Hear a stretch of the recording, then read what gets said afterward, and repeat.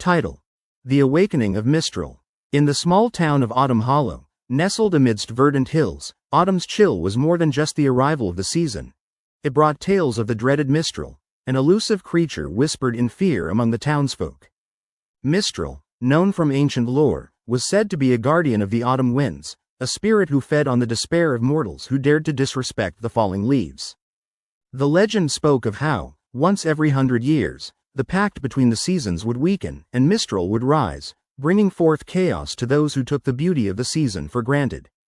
For generations, the townspeople would recite the tale at the Hubwood Gathering, a yearly event dedicated to celebrating the changing of the seasons, but it always kept a lighthearted tone, bordering on a humorous fable. That is until Michal, a local skeptic, scoffed at the legends on the night of the gathering. "I can't believe you all believe in this Mistral nonsense," Michal said, shaking his head. "Look at these chumps using a myth to scare little kids. A creature? Please, it's just wind." The laughter and cheers from his peers quickly faded as eldritch words slipped from the shadows, echoing the ancients' warnings. It was an odd night, cold with a biting breeze that rattled leaves far more than one would expect. Unbeknownst to the villagers, a silent presence watched from the edge of the woods. Mistral had begun to stir. Cursed by generation upon generation of disrespect, Michal's words became a thin thread that wove the essence of disbelief into reality, igniting its slumbering rage. That night, as Michal returned home, the wind howled angrily, flinging curtains violently through the golden-hued air. The first sign of Mistral's awakening, a wind unlike any other, swept through the streets, wrapping itself around Michal's body like the hands of an unseen force. He felt his heart race as he paused, a chill creeping down his spine. "Mistral is just a joke," he whispered, almost pleading with the air around him. But the world remained eerily silent, as if the wind itself was mocking him. His front porch creaked as the trees bent low, almost as if bowing to the wrath incited by his arrogance. With every step he took towards his house, the air grew heavier, charged with an unnatural energy. Suddenly, the ground shook, rattling the windows, and the wind screeched, turning from a gentle sigh into a malevolent roar. Leaves swirled violently, enveloping Michal in a cacophony of chaos.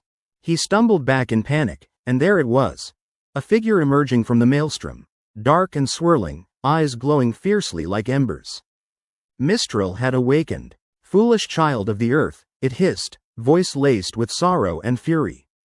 "You have awakened me from my slumber. You've mocked the very spirit that guards this season."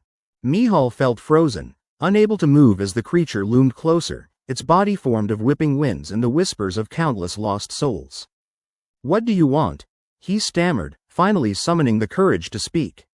Mistral's form morphed, taking on a face resembling a rusted mask, the eyes burning like the heart of a storm.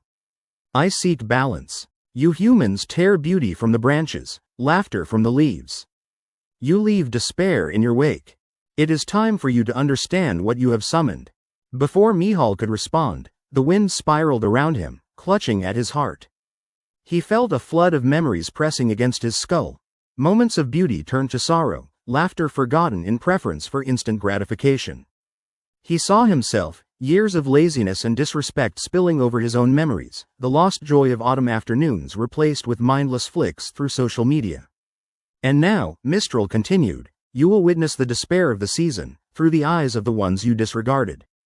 The leaves transformed into spectral figures, family, friends, even passers-by, floating in agony, their faces twisted in anguish. They cried out for the joy of the season, the moments lost to indifference. "Stop," Michal cried out, the weight of realization crashing down on him. "I'm sorry, I will change, I will make things right." But Mistral's laughter echoed in the wind, shaking the entire town. "Words are but leaves in the wind, child. Actions carry weight. You wished the myth away. Let us see if you can reclaim its spirit." Suddenly, the wind enveloped him again, spiraling faster until he felt weightless.